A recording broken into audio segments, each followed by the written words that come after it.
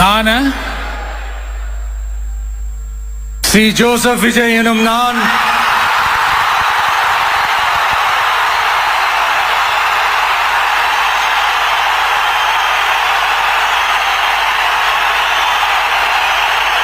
சட்டப்படி அமைக்கப்பெற்ற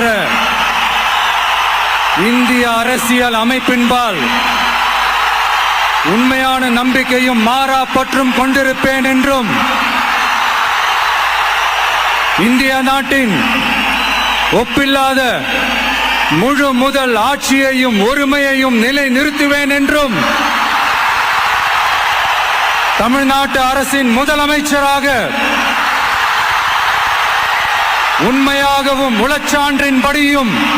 என் கடமைகளை நிறைவேற்றுவேன் என்றும்